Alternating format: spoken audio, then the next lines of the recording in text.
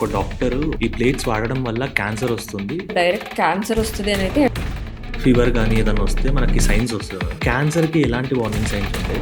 అందుకే క్యాన్సర్ని silent disease అంటారు చాలా మంది. సో ఏ సిమ్టమ్ అయినా నెల కన్నా ఎక్కువ మనల్ని ఇరిటేట్ చేస్తుంది, అది కంపల్సరీ డాక్టర్ దగ్గరికి వెళ్ళి ఎవాల్యుయేట్ చేయించుకోవాలి. మనకి ఎక్సర్సైజ్ అనేది లేదు, పరిగెత్తి ఆడుకోవడం అనేది లేదు, డైట్ మారింది. Obesity it self will lead to 13 types of cancers. మేము చదువుకునే రోజుల్లో పేషెంట్ పాపులేషన్ అంతా 50 నుంచి 70 ఇయర్స్ పూల్ చూసేవాళ్ళం. ఇప్పుడు ఎలా అయిపోయింది, యంగ్ పాపులేషన్లో మెయిన్గా ఇప్పుడు కనిపించేది. అండ్ అది వెరీ అగ్రెసివ్ టైప్. ఓపిక వచ్చిన వాళ్ళు ఎలా ఉంటారంటే స్టేజ్ 4 ఇంకెన్ని రోజులు బతుకుతారు ఎవ్వరం వి కాంట్ ప్రెడిక్ట్. నిన్ననే ఒక పేషెంట్, ఆయన ఆల్రెడీ సివియర్ బాడీ పెయిన్స్ తో వచ్చాడు, బాగా గ్యాస్ట్రైటిస్ ఉంది, బిర్యానీ ఆర్డర్ చేస్తున్నారు. కొంతమంది అలాగే ఉంటారు కూడా. రీసెంట్ టైంలో చూసుకున్నట్టయితే ఒక డాక్టరు ఈ ప్లేట్స్ వాడడం వల్ల క్యాన్సర్ వస్తుంది. వీటిలో అన్నిట్లో కెమికల్స్ ని ఎండోక్రైన్ డిస్రప్టర్స్ అంటారు. ఇవన్నీ over long period of time మన బాడీలో డిఎన్ఏ డ్యామేజ్ అనేది కాజ్ చేస్తుంది. ఈ ఏఐ అయితే చాలా ఫ్యాక్టర్స్ లో హెల్ప్ అవుతుంది మేడం. రీసెంట్ టైంలో క్యాన్సర్ ట్రీట్మెంట్ లో ఎలా హెల్ప్ అవుతుంది?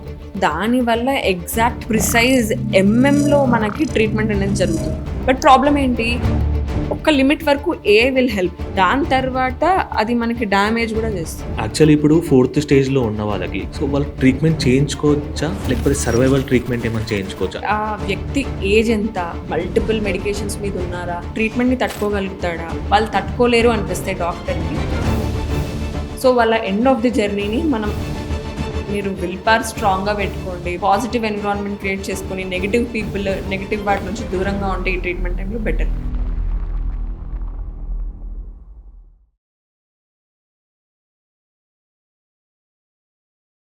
Hi hello, welcome to doctors desk by Tamada media. మనలో చాలా మందికి క్యాన్సర్ గురించి చాలా డౌట్స్ ఉంటాయి, చాలా మిత్స్ ఉంటాయి.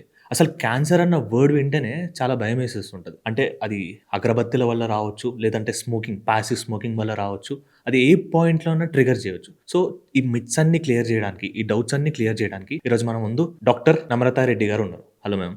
హలో అండి. సో రీసెంట్ టైంలో చూసుకున్నట్టయితే ఒక డాక్టరు ఇట్లా ప్లాస్టిక్ ప్లేట్స్ కానీ పట్టుకొని చెప్తూ ఉంటారు, ఈ ప్లేట్స్ వాడడం వల్ల క్యాన్సర్ వస్తుంది, సో అర్జెంటుగా ఇవి యూజ్ చేయడం మానేయండి అని అంటాడు. సో ఇది ఎంతవరకు నిజం మ్యామ్? సో ఆ ప్లాస్టిక్ పేపర్ వల్ల డైరెక్ట్ క్యాన్సర్ వస్తుంది అని అయితే ఎవిడెన్స్ లేదు. బట్ దానివల్ల క్యాన్సరే కాకుండా అదర్ రిస్క్ కూడా ఉంటుంది. అంటే ఫర్టిలిటీ మీద ఎఫెక్ట్ చేయొచ్చు, మెటబాలిక్ డిజార్డర్స్, అంటే వీటిలో అన్నిట్లో కెమికల్స్ని ఎండోక్రైన్ డిస్రప్టర్స్ అంటాం. సో వీటన్నిటి వల్ల మనకి ఈ ప్లేట్ వాడితే క్యాన్సర్ వస్తుంది అని కాకుండా చాలా వేరే అదర్ డిసీజెస్ కూడా రావచ్చు. అండ్ వన్స్ ఇన్ వైల్ వాడితే అది ఎవరికైనా పాసిబుల్ అవ్వదు. వన్స్ ఇన్ వైల్ వాడచ్చు, ఫంక్షన్కి వెళ్తే ఏదైనా అలా ఉన్నప్పుడు వాడచ్చు. డైలీ కంటిన్యూస్గా వాడే వాళ్ళకి రిస్క్ అనేది ఉంటుంది. ఎందుకంటే స్లోగా దాంట్లో ఉన్న ప్లాస్టిక్స్ అనేవి మైక్రో ప్లాస్టిక్స్ లీచ్ అయ్యి మనం తీసుకునే ఫుడ్తో పాటు వస్తాయి. అది ఫుడ్ హాట్గా ఉంది అంటే ఇంకా కంపల్సరీ అంత హై టెంపరేచర్స్లో ప్లాస్టిక్ మెల్ట్ అయ్యి మనం ఆబ్వియస్లీ దాన్ని తింటున్నాం. సో దాని వల్ల over a long period of time మన బాడీలో కెమికల్స్తో మనకి ఆల్రెడీ మన డిఎన్ఏలో డ్యామేజ్ జరిగి అది లాంగ్ టర్మ్లో మనకి metabolic disorders, sugar, BP, endocrine disorders కానీ, ఫర్టిలిటీ ఇష్యూస్ కానీ, న్యూరో డీజనరేటివ్ ఏజింగ్ కానీ, క్యాన్సర్, ఇలాంటి వాటికి దారితీస్తుంది. ఇలా చూసుకుంటే మన డైలీ లైఫ్లో చాలా ఫ్యాక్టర్స్ ఉంటాయి మేడం క్యాన్సర్కి కాజ్ అయ్యేవి. సో ఫర్ ఎగ్జాంపుల్ తీసుకున్నట్టయితే టప్పర్ వేర్ బాక్సెస్ యూజ్ చేస్తుంటారు, అండ్ కొంతమంది ఆ టప్పర్ వేర్ కూడా కాకుండా like plastic boxes, lunch boxes లాగా, సో అందులోనే వేడివేడి అన్నం, కర్రీ పెట్టి తింటూ ఉంటారు. దీనివల్ల ఎలా ఉంటుంది మేడం ఎఫెక్ట్? సో మీరు అన్నట్లే మనం ప్లాస్టిక్ బాటిల్లో వాటర్ పెట్టేసి అది మనం కార్లో వదిలేసి మళ్ళీ అది టెంపరేచర్, హై టెంపరేచర్కి ఎక్స్పోజ్ అయ్యి అవి తీసుకున్నాయి, ఇవన్నీ కూడా సేమ్ కేటగిరీకి వస్తాయి. వీటన్నిటికీ డైరెక్ట్గా నేను ఇది చేయడం వల్ల నాకు క్యాన్సర్ వచ్చింది అని కాకుండా, ఇవన్నీ over long period of time మన బాడీలో డిఎన్ఏ డ్యామేజ్ అనేది కాజ్ చేస్తుంది. స్లోగా కెమికల్స్ కానీ, మైక్రో ప్లాస్టిక్స్ కానీ బాడీలో ఉండిపోతాయి. అంటే అది నార్మల్ కాదు. ఈ డిజార్డర్స్ కానీ, ఇంత డిజీజ్ బర్డెన్ కానీ మనం ఒక 30 years బ్యాక్ చూడలేదు. ఇవన్నీ వచ్చిన తర్వాతే మనకి క్యాన్సర్ ఇన్సిడెన్స్ పెరగడం కానీ, మెటబాలిక్ డిజార్డర్ స్టార్ట్ అవ్వడం కానీ ఇవన్నీ జరిగాయి. సో వీటన్నిటి వల్ల మనకి ఎంతో కొంత డ్యామేజ్ ఉంటుంది. కానీ ప్రతి ఒక్కరికి క్యాన్సరే వస్తుంది దీనివల్ల అని కాదు, వేరియస్ డిసీజెస్ రావచ్చు. అండ్ మీ బాడీ డిఫరెంట్ ఉంటుంది, నా బాడీ డిఫరెంట్ ఉంటుంది, ఒక్కొక్కరి ఇమ్యూనిటీ డిఫరెంట్ ఉంటుంది, మన జెనెటిక్ మేకప్ అనేది డిఫరెంట్ ఉంటుంది. సో మల్టిపుల్ వేరియస్ రీజన్స్ కూడా మనకి కాంట్రిబ్యూట్ చేస్తాయి. సో వీటి వల్ల ఓన్లీ క్యాన్సరే కాకుండా వేరే రకంగా కూడా ట్రిగర్ అయ్యే ఛాన్స్ ఉందంటారా? వేరే డిజార్డర్స్ కూడా ట్రిగర్ అయ్యే అవకాశాలు ఉంటాయి. ఓకే. సో, ఇప్పుడు నార్మల్‌గా ఏదన్నా ఫీవర్ గానీ ఏదన్నా వస్తే మనకి సైన్స్ వస్తది మ్యామ్. లైక్ ఇట్లా వార్నింగ్ సైన్స్ అంటారు కదా! బట్ క్యాన్సర్‌కి ఎలాంటి వార్నింగ్ సైన్స్ ఉంటాయి? అంటే అంత ఈజీగా తెలీదు. లాస్ట్ స్టేజ్ వచ్చేంత వరకు తెలీదు. లేదంటే ఒక థర్డ్ స్టేజ్‌లో తెలుస్తుంది. హ్మ్. సో, దీనికి రీజన్స్ ఏంటి మ్యామ్? అందుకే క్యాన్సర్‌ని సైలెంట్ డిసీజ్ అంటారు చాలా మంది గూడా. ఓకే. ఇప్పుడు బ్రెస్ట్ లంప్‌తో వస్తారు. హ్మ్. రొమ్ములో గడ్డ. అది చాలా మందికి స్టార్టింగ్ అసలు పెయిన్ ఉండదు. పెయిన్‌లెస్ లంప్ అంటాం. హ్మ్. టెక్స్ట్ బుక్స్‌లో ఇచ్చేదే పెయిన్‌లెస్ లంప్ అంటాం. సో, అది పెయిన్‌లెస్ ఉంటుంది. సో, వాళ్ళు అది ఫైబ్రాయిడ్ అంటే నార్మల్ గడ్డని వదిలేస్తారు. అది స్లోగా సైజ్ పెరుగుతుంది. అప్పుడు పెయిన్ స్టార్ట్ అవుతుంది. అది లేదంటే చంకలోకి పాకుతుంది. యాక్సిల్లాలోకి. లేదంటే వేరే ఆర్గన్స్‌కి పాకుతుంది. అప్పుడు ఓపీడీకొస్తారు. ఇదేదో తేడాగా ఉంది. బాగా సైజ్ పెరిగింది. ఇప్పుడు నొప్పుడుతుంది అనేసి వాళ్ళకి ఇబ్బంది స్టార్ట్ అయ్యాక వస్తారు. హ్మ్. అందుకే దీన్ని సైలెంట్ డిసీజ్. అదే కాకుండా ఒక్కొక్క ఆర్గన్‌కి అంటే ఏ ఆర్గన్‌కి క్యాన్సర్ వస్తుందో ఆ సింప్టమ్స్ స్టార్ట్ అవుతాయి. కోలాన్ క్యాన్సర్ అనుకోండి. పేషెంట్‌కి లూజ్ మోషన్స్ అవ్వడం కానీ, లేదంటే కాన్‌స్టిపేషన్ గానీ, హ్మ్. ఇలాంటి సింప్టమ్స్ ఉంటాయి. పొట్ట నొప్పి, నడుము నొప్పి. సర్వైకల్ క్యాన్సర్, బ్లీడింగ్ అవ్వడము, నడుము నొప్పి, వైట్ డిశ్చార్జ్ ఇలాంటి సింప్టమ్స్ వస్తాయి. హ్మ్. సో, వచ్చే క్యాన్సర్ అది ఏ ఆర్గన్‌కొస్తుందో దాన్ని బట్టి సింప్టమ్స్ అనేవి స్టార్ట్ అవుతాయి. ఓకే. ప్రతి క్యాన్సర్‌కి ఒకే రకంగా ఉండవు సింప్టమ్స్. హ్మ్. కొన్ని క్యాన్సర్‌లో ఏమవుద్ది? ఆకలి తగ్గిపోతుంది. వెయిట్ లాస్ అనేది బాగా ఉంటది. సిగ్నిఫికెంట్ వెయిట్ లాస్ అంటాం. హ్మ్. సో, ఏ సింప్టమ్ అయినా ఒక 4 వీక్స్, నెల కన్నా ఎక్కువ మనల్ని ఇరిటేట్ చేస్తుంది, దగ్గొచ్చింది, నెల నుంచి తగ్గట్లేదు అంటే, అది కంపల్సరీ డాక్టర్ దగ్గరికెళ్ళి ఎవాల్యుయేట్ చేయించుకోవాలి. హ్మ్. సో, అంటే బ్రెస్ట్ క్యాన్సర్ అన్నారు కాబట్టి, అంటే ఈ జనరేషన్‌లో చాలా ఎక్కువైపోయింది మ్యామ్. అంటే ఇంతకుముందు చూసుకున్న దానికంటే ఈ జనరేషన్‌లో ఎక్కువైపోయింది. రీజన్స్ ఏంటండి? సో, డైట్ మారింది. జంక్ ఫుడ్ ఇంతకుముందు లేని జంక్ ఫుడ్ అంతా. Easy available food. మనకి ఎక్సర్సైజ్ అనేది లేదు. పరిగెత్తి ఆడుకోవడం అనేది లేదు. పిల్లలతో సహా అందరూ వీడియో గేమ్స్ వీటన్నిటికి అలవాటు పడ్డారు. బాడీకి ఎక్సర్సైజ్ లేదు. ఫుడ్ ఈజీగా అవైలబుల్ ఉంది. ఇంత వెస్టర్నైజేషన్, మోడర్నైజేషన్, ఇంత జంక్ ఫుడ్‌తో ఒబెసిటీ అనేది కూడా ఎక్కువ పెరిగిపోయింది. Okay. Obesity itself will lead to 13 types of cancers. Oh! So, obesity వల్ల కూడా మనకి బ్రెస్ట్ క్యాన్సర్ రిస్క్ అనేది ఉంటుంది. చాలామంది ఒబెసిటీ అన్న దాన్ని చాలా లైట్‌గా తీసుకుంటారు గదా! డెఫినెట్‌గా ఒబెసిటీ అంటే ఏం కాదులే తర్వాత డైట్ చేసి తగ్గొచ్చు అనుకుంటారు. బట్ ఆ ఒబెసిటీ వల్లే మనకి మెటబాలిక్ డిస్‌ఫంక్షన్ అంటే షుగర్ కానీ, బీపీ కానీ, మెటబాలిక్ ఎగ్ సిండ్రోమ్ అంటామనమాట. Thyroid related disorders. అదే కాకుండా ఇన్‌ఫర్టిలిటీ అవ్వచ్చు. లేదంటే మేల్స్‌లో కూడా ఇన్‌ఫర్టిలిటీ అండ్ క్యాన్సర్‌కి కూడా దారితీస్తుంది. ఓకే. ఒబెసిటీ ఇట్‌సెల్ఫ్ మనకి బ్రెస్ట్ క్యాన్సర్ వస్తుంది. ఎండోమెట్రియల్ క్యాన్సర్ ఇంకా మల్టిపుల్ 13 టైప్స్ ఆఫ్ క్యాన్సర్‌కి లీడ్ చేస్తుంది. ఓకే. సో, మీ దగ్గరకొచ్చే most of the common cases ఏంటి మేడం? అండ్ ఒకవేళ ఆ పర్సన్‌కి క్యాన్సర్ ఉందంటే, సో, ఆ పర్సన్ మెంటాలిటీ ఎలా ఉంటుంది? మీరు ఎలా హ్యాండిల్ చేస్తారు దాన్ని? సో, మేము చదువుకునే రోజుల్లో పేషెంట్ పాపులేషన్ అంతా ఏజ్ అంతా 60 ఇయర్స్, 50-70 ఇయర్స్ పూల్ చూసేవాళ్ళం చదువుకునే హ్మ్. రోజుల్లో. ఇప్పుడెలా అయిపోయింది? 25 ఇయర్ ఓల్డ్, 30 ఇయర్ ఓల్డ్‌కి కూడా బ్రెస్ట్ క్యాన్సర్, కోలాన్ క్యాన్సర్ ఎంత ఈజీగా వచ్చేసి అండ్ మెయిన్ డిఫరెన్స్ ఏంటంటే ఓల్డ్ ఏజ్ క్యాన్సర్స్ ఓల్డ్‌గానే వాళ్ళలాగే సాఫ్ట్‌గా ఉంటాయి. పెద్ద ఇబ్బంది పెట్టవు. ప్రోగ్నోసిస్ అనేది బానే ఉంటుంది. బట్ యంగ్ ఏజ్‌లో వచ్చే క్యాన్సర్స్ సమ్‌హౌ అవన్నీ అగ్రెసివ్‌గా ఉంటున్నాయి. హ్మ్. బ్రెస్ట్ క్యాన్సర్‌లోనే చూస్తే మనకు ఒక 3, 4 టైప్స్ ఉంటాయి. హ్మ్. వాటిల్లో యంగ్ పాపులేషన్‌లో మెయిన్‌గా ఇప్పుడు కనిపించేది ట్రిపుల్ నెగెటివ్ బ్రెస్ట్ క్యాన్సర్. హ్మ్. అండ్ అది వెరీ అగ్రెసివ్ టైప్. సో, ఈ బ్రెస్ట్ క్యాన్సర్ ఉందంటే ఫస్ట్ నుంచి మనకి ఒకప్పుడు జెనెటిక్ టెస్ట్ అనేది ఓన్లీ కొంతమందికే చేయించేవాళ్ళం. ఇప్పుడు ఏ ఏజ్‌లో వచ్చినా కూడా జెనెటిక్ టెస్ట్ చేయించమంటున్నాం బ్రెస్ట్ క్యాన్సర్‌కి. ఓకే. సో, యంగ్ ఏజ్‌లో వచ్చిందంటే కంపల్సరీ చేయిస్తాం.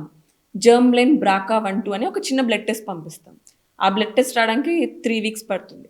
ఒకవేళ ఆ టెస్ట్ పాజిటివ్ ఉంది అంటే వాళ్ళకి జెనెటిక్‌గా వచ్చింది. లేదంటే వాళ్ళలోనే అది స్టార్ట్ అయింది ఆ మ్యుటేషన్ అనేది. ఓకే. సో, వాళ్ళకి ఆల్రెడీ ఒక సైడ్ బ్రెస్ట్ క్యాన్సర్ వచ్చిందంటే ఆపోజిట్ బ్రెస్ట్‌కి కూడా వచ్చే రిస్క్ ఉంది. హ్మ్. అదే కాకుండా ఒవేరియన్ క్యాన్సర్ రిస్క్ ఉంటుంది. సో, వాళ్ళకి వచ్చింది కాబట్టి వాళ్ళ పిల్లలకి టెస్ట్ చేయించాలి. హ్మ్. వాళ్ళ సిబ్లింగ్స్‌కి, అక్క చెల్లెలకి, అన్నదమ్ములకి వాళ్ళకి టెస్ట్ చేయించాలి.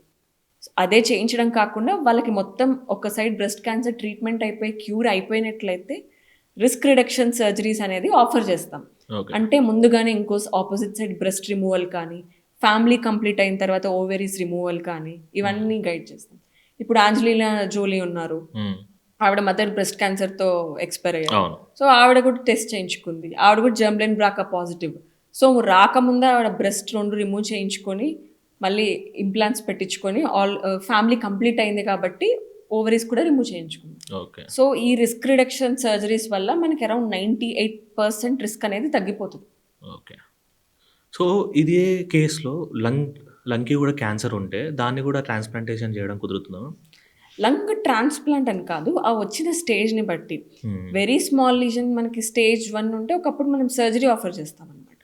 ప్లస్ ఆ సర్జరీ ఆ పేషెంట్ తట్టుకోగలుగుతాడా, మిగిలిన లంగ్ మనకి కంపెన్సేట్ చేయగలుగుతుందా, రిజర్వ్ అనేది బాగానే ఉందా.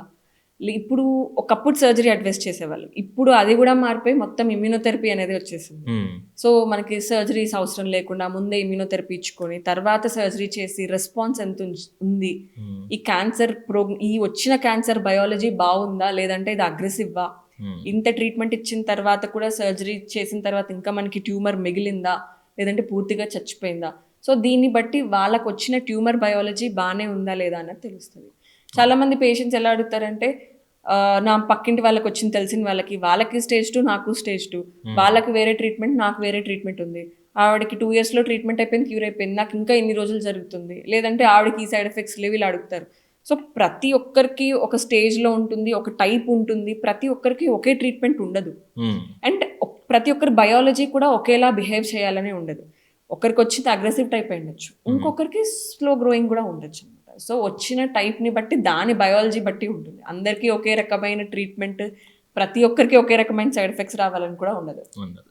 అండ్ ఒకవేళ లైక్ ఒక ఫ్యామిలీలో ఫాదర్‌కి క్యాన్సర్ ఉండి, లంగ్ క్యాన్సర్ ఉంటే అది జెనెటిక్ త్రూ పాస్ అయ్యే ఛాన్స్ ఉందనా?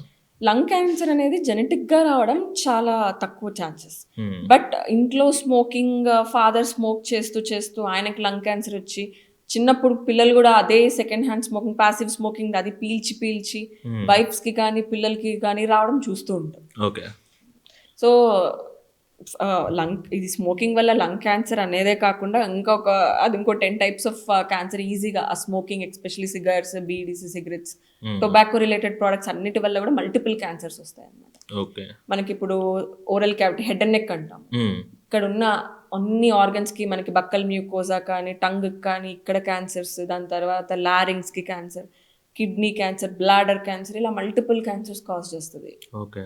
స్మోకింగ్. అండ్ ఈ పాసివ్ స్మోకింగ్ ఎంతవరకు ఎఫెక్ట్ చేస్తుంది? అంటే నిజంగానే పాసివ్ స్మోకింగ్ వల్ల క్యాన్సర్ వచ్చే ఛాన్స్ ఉందా? ఎస్ డెఫినెట్గా. ప్యాసివ్ స్మోకింగ్ అనే కాదు, అంటే ఇప్పుడు ఇంట్లో ఒకరు స్మోక్ చేస్తున్నారు, వాళ్ళకి ఎంత రిస్క్ ఉంటుందో దానికి కొంచెం తక్కువ రిస్క్ ఆ ఇంట్లో ఉన్న ఫ్యామిలీ మెంబర్స్కి కూడా ఉంటుంది. ఎందుకు, ఆ స్మోక్ పార్టికల్స్ వెళ్ళి మన వేరే వాటి మీద థింగ్స్ అన్నిటి మీద కూడా సెటిల్ అవుతుంది. ఆ డస్ట్ని మనం టచ్ చేసి మనం పీల్చి మనకు కూడా ఎంతో కొంత ఇంటేక్ అనేది ఉంటుంది. సో ఎంతో కొంత రిస్క్ అనేది వీళ్ళకి కూడా ఉంటుంది. సో వాళ్ళు స్మోక్ చేశారు అయినా వీళ్ళకి క్యాన్సర్ వచ్చింది అంటే దాన్ని తీసేయడానికి లేదు. అండ్ ఈ క్యాన్సర్కి పర్మనెంట్ ట్రీట్మెంట్ ఉందా మేడం అసలు? సో పర్మనెంట్ ట్రీట్మెంట్ అనలేం, కానీ ఇప్పుడు స్టేజ్ 1 క్యాన్సర్ అయినా కూడా మొత్తం ట్రీట్మెంట్ అయిపోయిన తర్వాత we call them for regular follow. So stage 1, 2లో మనకి క్యూర్ అనేది ఎక్కువ, సర్వైవల్ రేట్స్ అనేవి చాలా హై ఉంటాయి. ఎందుకు, అది కన్ఫైన్ టు చిన్న లీజనే ఉంటుంది, కన్ఫైన్ టు ఆ ఒక్క ఆర్గనే ఉంటుంది, ఎక్కడికి పాకిండదు. సో దాన్ని మనం క్యూర్ చేయడం ఇంకా ఈజీగా ఉంటుంది, సర్వైవల్ రేట్స్ అనేవి ఎక్కువ ఉంటాయి. సో ట్రీట్మెంట్ అయిపోయిన తర్వాత కూడా ఫస్ట్ 2 years ఎవ్రీ 3 monthsకి ఫాలోఅప్కి పిలుస్తాం, ఎగ్జామిన్ చేసి అవసరమైతే స్కాన్స్ చేసి చెక్ చేసుకుంటాం. 3rd to 5th year మనం 6 monthsకి ఒకసారి పిలుస్తాం చెకప్కి. అండ్ 6th నుంచి 10th year ఇయర్లీ వన్స్ పిలుస్తాం. సో ఆల్మోస్ట్ మనకి 10 years ఆఫ్ ఫాలోఅప్లో ఉంటారు, అది స్టేజ్ 1 అయినా 3 అయినా కూడా. సో ఈ స్టేజ్ 1కి చూస్తే 3తో కంపేర్ చేస్తే స్టేజ్ 1 వాళ్ళకి రావడం తక్కువ ఛాన్సెస్. సో క్యూర్ అవుతారు వీళ్ళు ఈజీగా. అదే స్టేజ్ 3 మనకి ఇప్పుడు బ్రెస్ట్లోనే ఎంత పర్సెంట్ ఛాన్స్ ఉంటుంది మేడం స్టేజ్ 1లో? స్టేజ్ 1కి 90% సర్వైవల్ ఉంటుంది, 90%. స్టేజ్ 2కి స్లోగా తగ్గుతుంది, 70 to 80. ప్లస్ అన్ని క్యాన్సర్స్కి ఒకే రకంగా ఉండదు సర్వైవల్ రేట్ అనేది.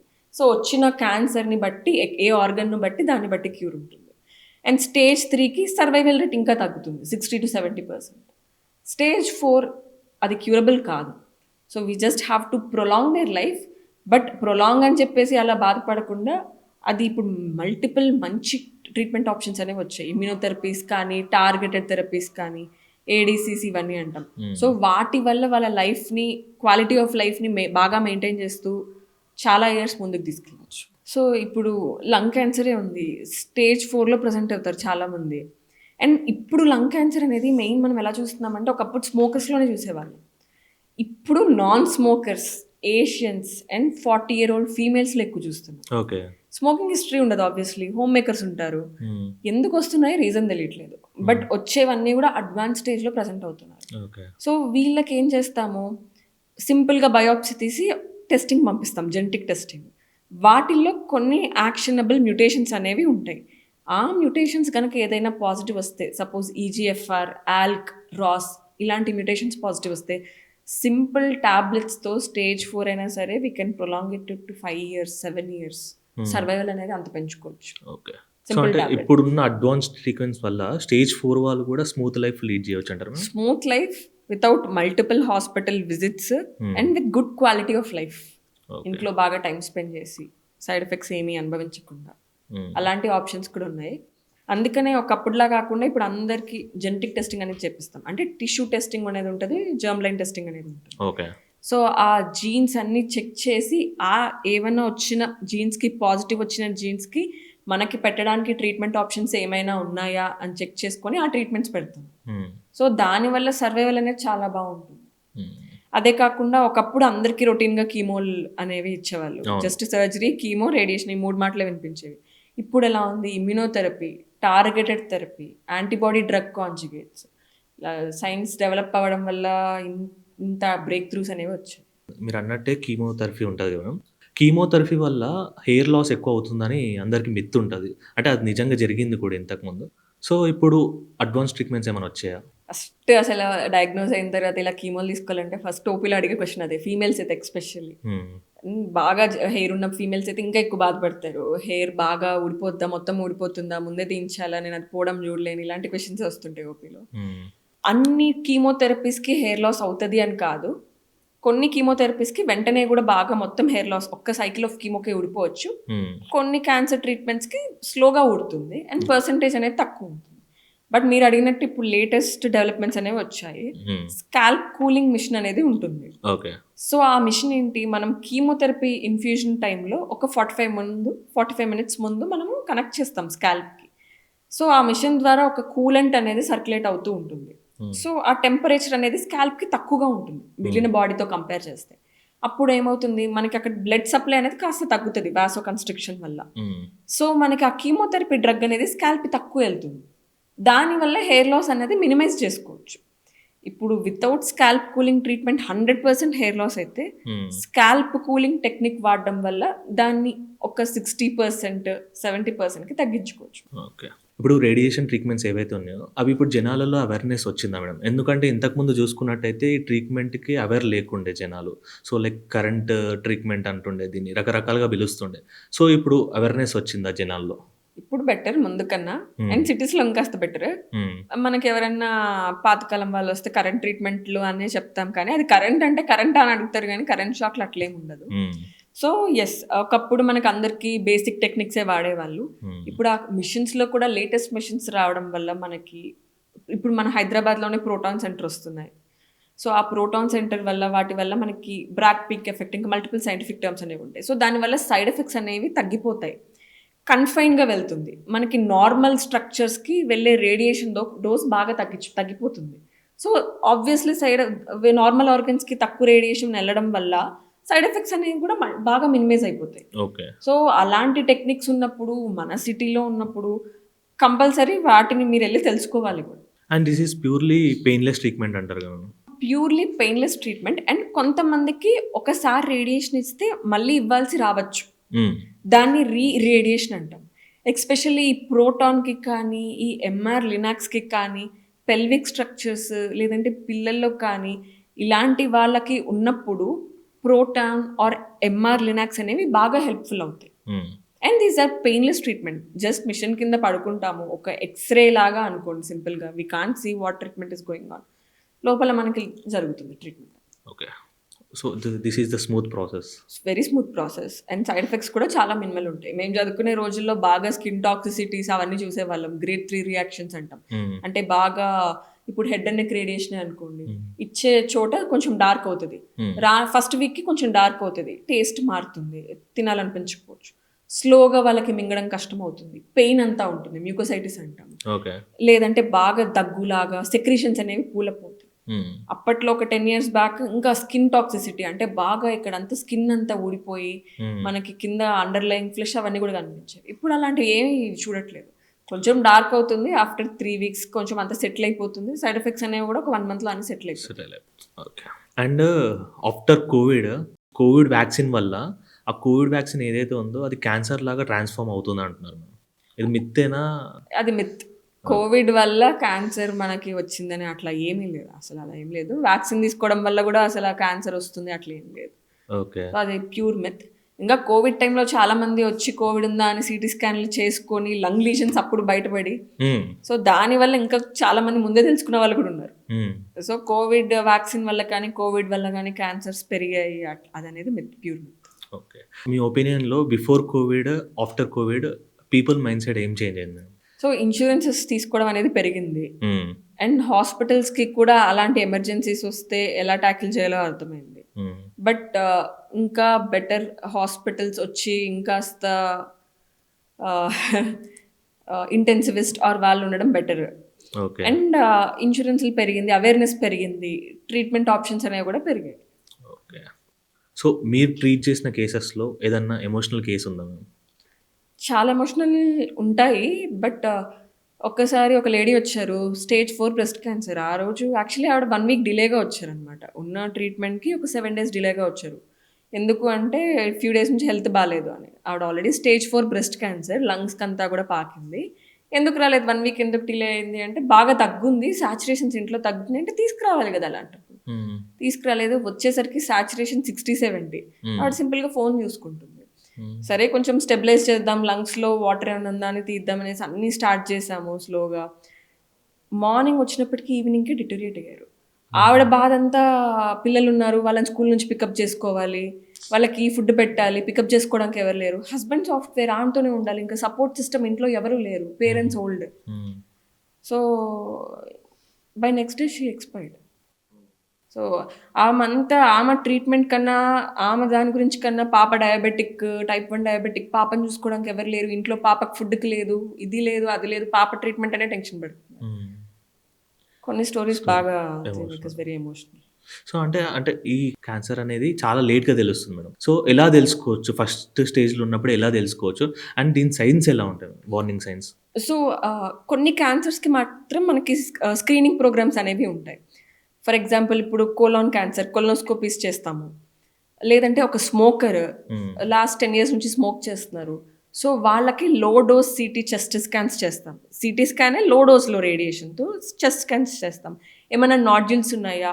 ఆ నాడ్యూల్స్ ఏమైనా క్యాన్సర్‌గా అనిపిస్తున్నాయా? ఇవన్నీ రొటీన్ ఫాలోఅప్స్‌లో చూసుకుంటాం.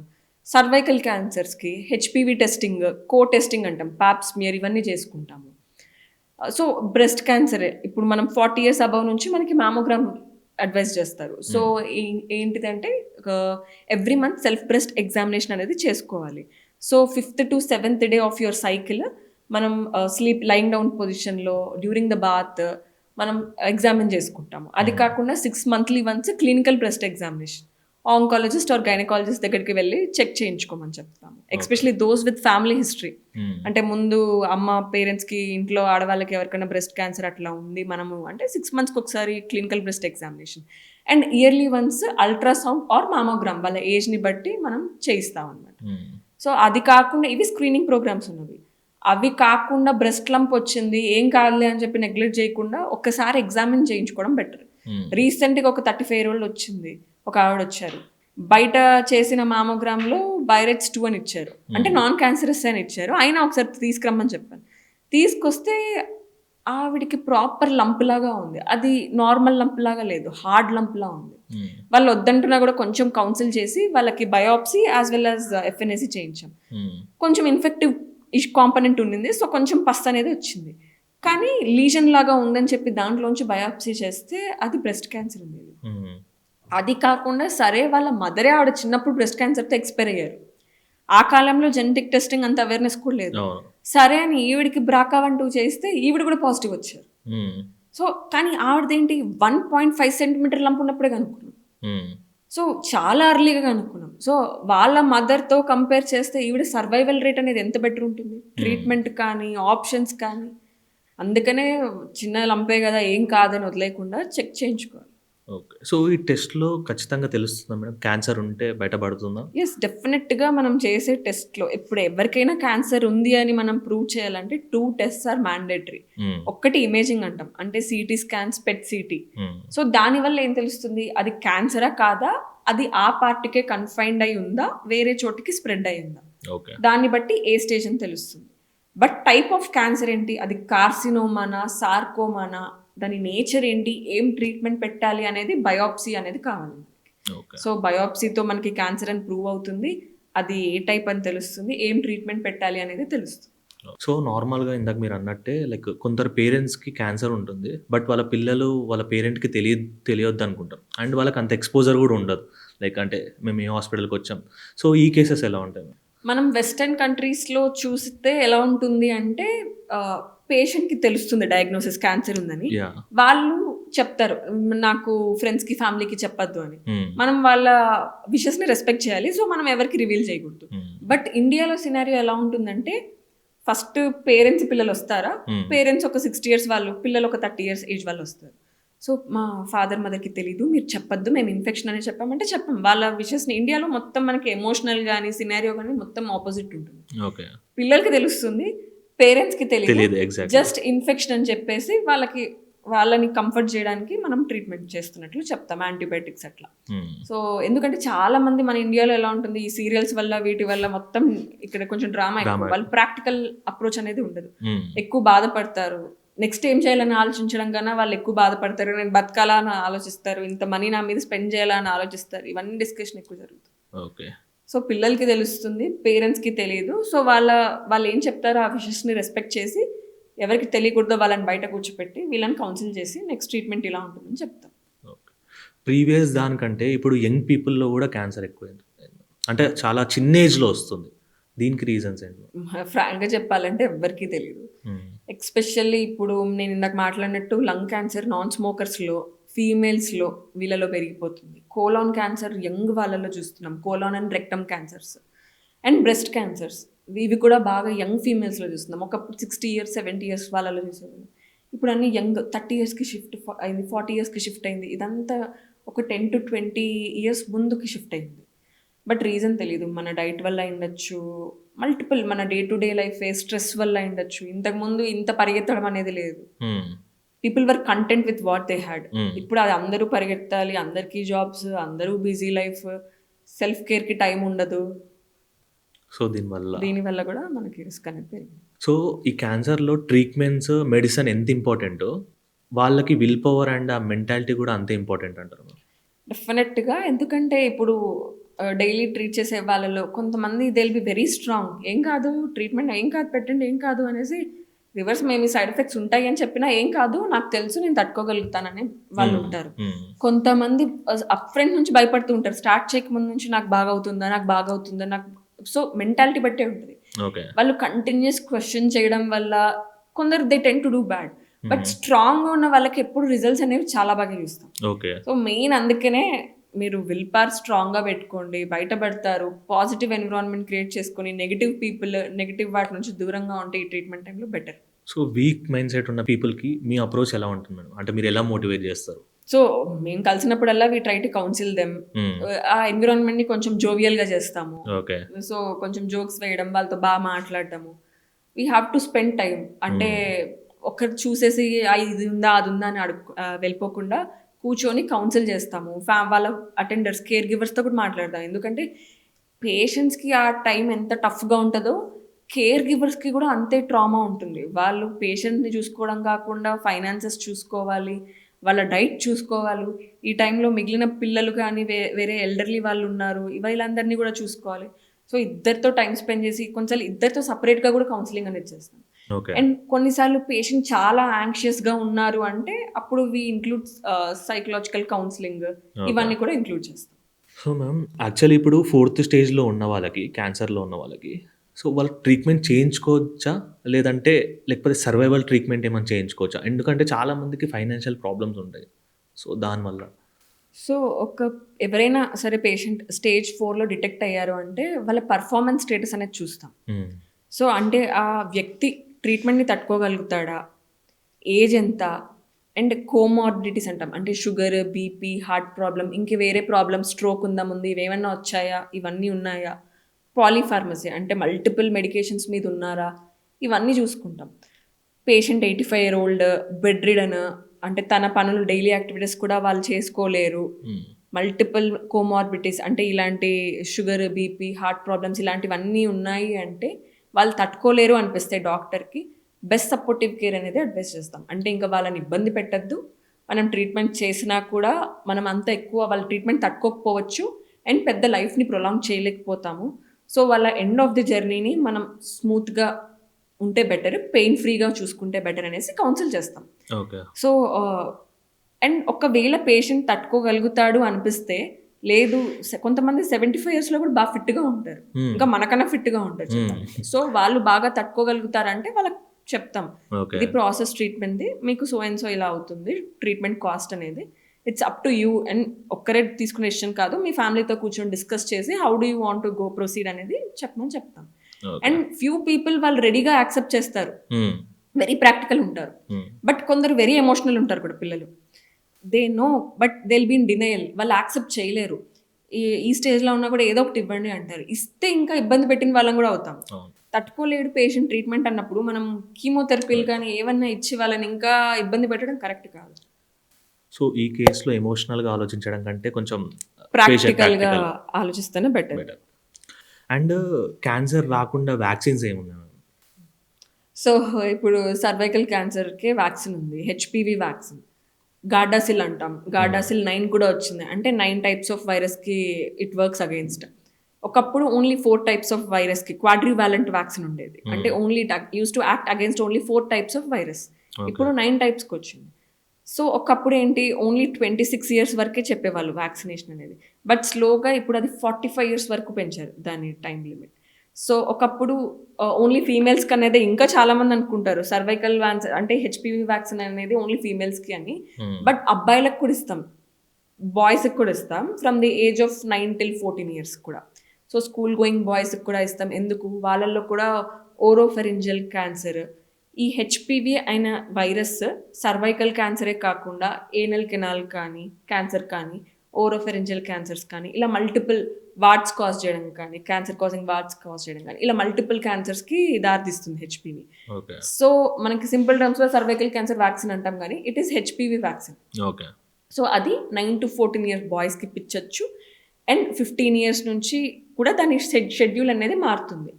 సో 9 to 14 years పిల్లలకి ఇచ్చినప్పుడు గర్ల్స్ అండ్ బాయ్స్కి 2 dose షెడ్యూల్ ఉంటుంది, 0 and 2 or 6. ఇప్పుడు ఏంటి 0 to 6 అనే షెడ్యూల్ ఫాలో అవుతాం అనమాట, అది 3 doses ఇస్తాం అనమాట. So up to age of 45 recommend చేస్తాం వ్యాక్సినేషన్, బట్ మన సెక్షువల్ యాక్టివిటీ స్టార్ట్ అవ్వకముందే తీసుకుంటే మోస్ట్ బెనిఫిట్ అనేది ఉంటుంది. సో ఏజ్ని బట్టి మీరు మీ గైనకాలజిస్ట్ ఆర్ ఆంకాలజిస్ట్తో డిస్కస్ చేసి మీకు ఎంత బెనిఫిషియల్ వ్యాక్సిన్ అనేది మనం మాట్లాడుకొని ఇప్పిస్తాం. అలాగే ఇప్పుడు మనకి హెపటైటిస్ బికి వ్యాక్సిన్ ఇస్తాము. సో అది ఈ హెపటైటిస్ బి వైరస్ వల్ల అండ్ హెపటైటిస్ సి వైరస్ వల్ల మనకి లివర్ క్యాన్సర్ వస్తుంది, అది చాలా మందికి తెలియదు. సో హెపటైటిస్ బి అండ్ సితో రెండు మనకి క్రానిక్గా సిర్రోసిస్ అంటే లివర్ డ్యామేజ్ అయ్యి ఫైనల్లీ మనకు అదే లివర్ క్యాన్సర్కి దారితీస్తుంది.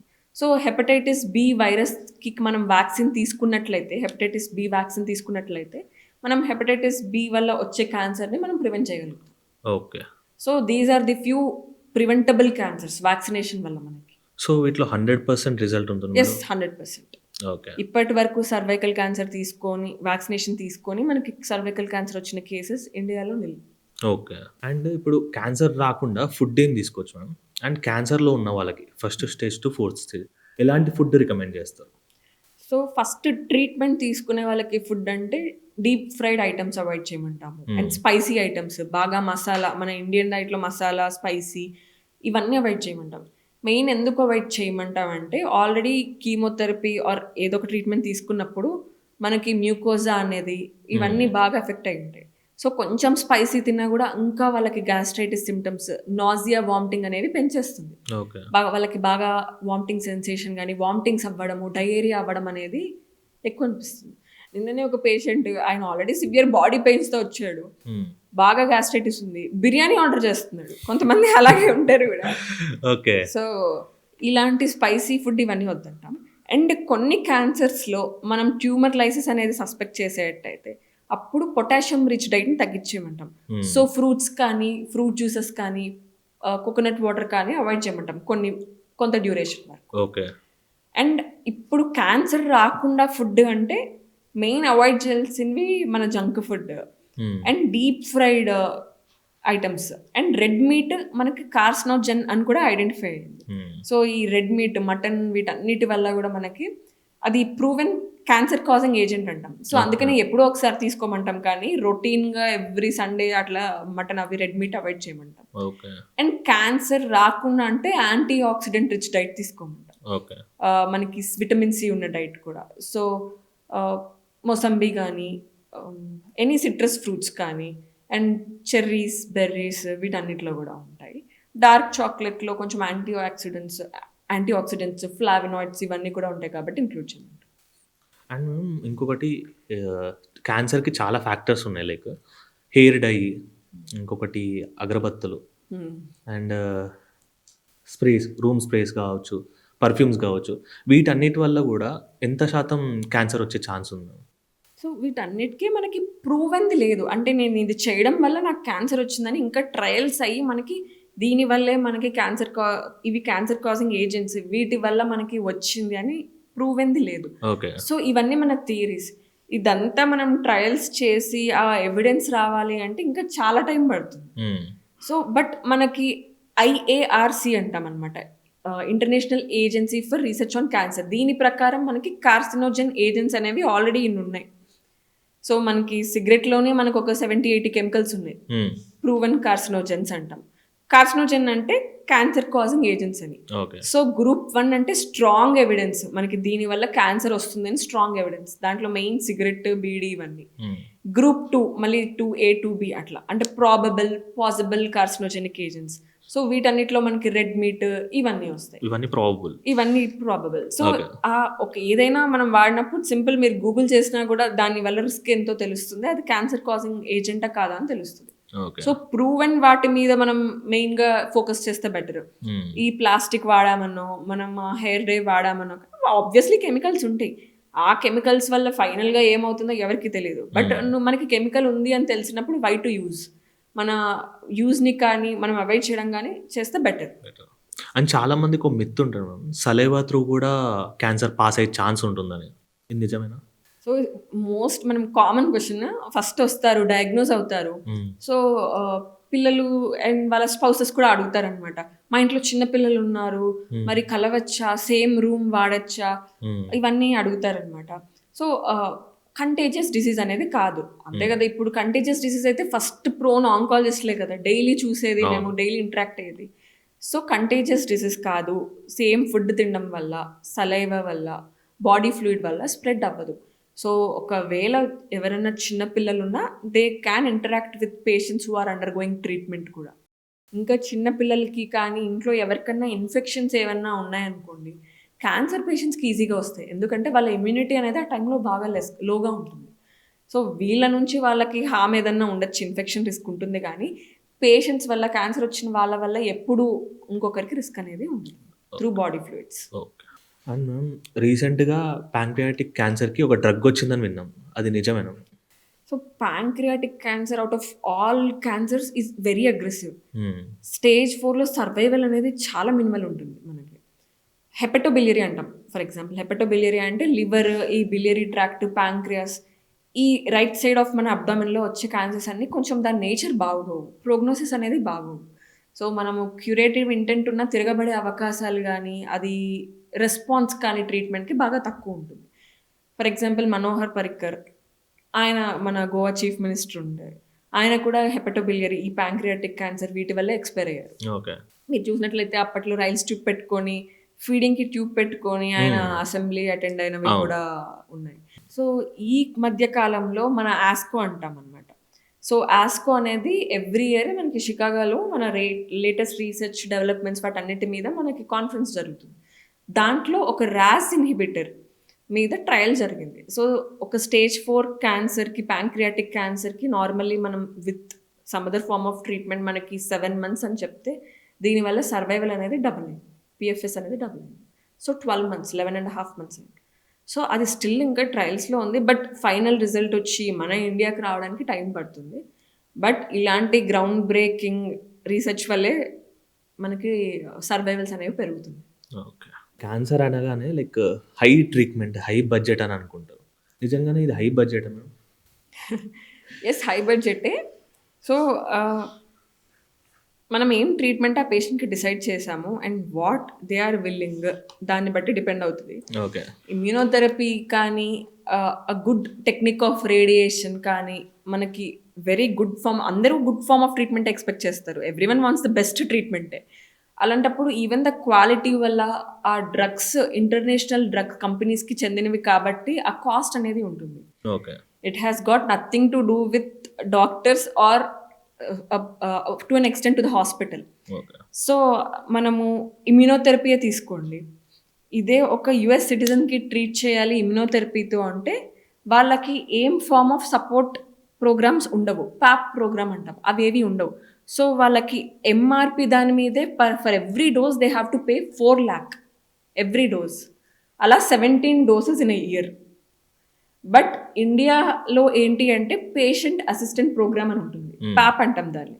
సో, దానివల్ల ఏమవుతుంది, ఆ పేషెంట్ వాళ్ళ ఫ్యామిలీ ఇన్కమ్ చూస్తారు per year. If they fall under the లో ఇన్కమ్ ఆర్ ఒక కట్ ఆఫ్ ఉంటుంది. ఆ కట్ ఆఫ్ లోపల వస్తే the company will help the patient. So, మీరు 5 సైకిల్స్ తీసుకోండి, rest 12 we will take care. So, ఆ ఇయర్కి పడే 30 to 40 lakhs ఆఫ్ కాస్ట్ మనకి 10 lakhsకి వచ్చేస్తుంది. అట్లీస్ట్ ఇండియాలో సపోర్ట్ ప్రోగ్రామ్స్ ఉన్నాయి. చాలా మంది ఏమనుకుంటారు, అమెరికాకి తీసుకెళ్తే బతికే వాళ్ళం ఏమో ఇదనేసి. అక్కడ వెయిటింగ్ టైం ఎక్కువ. Without insurance no one can even spend single this thing. And obviously technology is better there. But ఇప్పుడు ఇండియాకి కూడా అదే టెక్నాలజీ వస్తుంది, ఉంది కూడా. ఫర్ ఎగ్జాంపుల్ ప్రోటాన్ కానీ ఇవన్నీ కూడా. సో, మేక్ ష్యూర్ ఎడ్యుకేటెడ్ వాళ్ళు ఇప్పుడు, అండ్ ఎక్స్పెషల్లీ అవేర్నెస్ పెరగడం వల్ల మనకి 2 టైర్ అక్కడ ఉన్న వాళ్ళకి కూడా పిల్లల వల్ల వాళ్ళకి కార్పొరేట్ ఇన్సూరెన్సెస్ కానీ అవేర్నెస్ పెరిగి ప్రతి ఫ్యామిలీకి ఇన్సూరెన్స్ అనేది ఉంది. వన్ థింగ్ ఏంటంటే, ఇన్సూరెన్స్ తక్కువ అమౌంట్కి కాకుండా కొంచెం పెద్ద అమౌంట్కి తీసుకున్నట్లయితే you can go for the best treatment. You can obviously go for మన స్కీమ్స్ ప్రకారం, గవర్నమెంట్ స్కీమ్స్ ప్రకారం కూడా. బట్ వెయిట్ టైం అనేది చాలా ఉంటుంది. డాక్టర్స్ ఆర్ ఓవర్ బర్డెన్, పేషెంట్స్కి కూడా వెయిట్ టైం చాలా ఎక్కువ ఉంటుంది. Everyone is frustrated there. Exactly. అంటే లైక్ అక్కడ ఒక ఫీవర్ వచ్చినా కూడా 1 week పడుతుంది హాస్పిటల్ వెళ్ళాలి. మనము అప్లై చేసి అది వాళ్ళు వెరిఫై చేసి, మనము బయాప్సీ కానీ ఇమేజింగ్ కానీ ప్రూఫ్స్ పెట్టి వాళ్ళు అక్కడ కూర్చున్న వాళ్ళు వెరిఫై చేసి వచ్చి, వెయిట్ టైం అనేది మనకి అక్కడే ఒక వారం 10 రోజులు అయిపోతుంది. అండ్ మన ఇండియన్ బాడీస్కి ఒకటి అలవాటు అయిపోతుంది, ఒక ఇంజెక్షన్ తీసుకుంటే ఫీవర్ తగ్గిపోతుంది అన్నది ఒకటి అలవాటు అయిపోతుంది. సో, ఆ వెయిట్ టైం వల్ల ఫ్యామిలీస్ కూడా డిసప్పాయింటెడ్, ఫ్రస్ట్రేటెడ్ ఉంటాయి. సో, అందుకనే కొంచెం మనకి ఎవరైనా సరే అవేర్నెస్ పెరిగి, if you are earning well, first తీసుకోవాల్సింది హెల్త్ ఇన్సూరెన్స్. అండ్ ఈ ఏఐ అయితే చాలా ఫ్యాక్టర్స్లో హెల్ప్ అవుతుంది మేడం రీసెంట్ టైంలో. సో, ఈ ఏఐ క్యాన్సర్ ట్రీట్మెంట్లో ఎలా హెల్ప్ అవుతుంది మేడం? ఏఐ ఎక్స్పెషల్లీ మనకి రేడియేషన్ దాంట్లో they are implementing AI. So, దానివల్ల ఎగ్జాక్ట్ ప్రిసైజ్ ఎంఎంలో మనకి ట్రీట్మెంట్ అనేది జరుగుతుంది. సో, దానివల్ల సైడ్ ఎఫెక్ట్స్ అనేవి చాలా మినిమల్ అయిపోతున్నాయి. And we're taking AI with in the help AI's help in medical oncology and surgical oncology కూడా. మనకి ఇప్పుడు చూసినట్లయితే మీరు రోబోటిక్ సర్జరీస్ అవన్నీ వచ్చేసాయి. అండ్ ఏఐ కోర్సెస్ మాకు కూడా ఇప్పుడు మ్యాండేటరీ చేశారు. ఏఐ కోర్సెస్ చేసి ఈ పేషెంట్కి ఈ సెనారియోలో what is the best treatment అనేసి మనం ఏఐ హెల్ప్ తీసుకొని ఒక ప్రోటోకాల్స్ ఆర్ ఆల్గోరిథమ్స్ ఇవన్నీ డెవలప్ చేస్తున్నాం కూడా.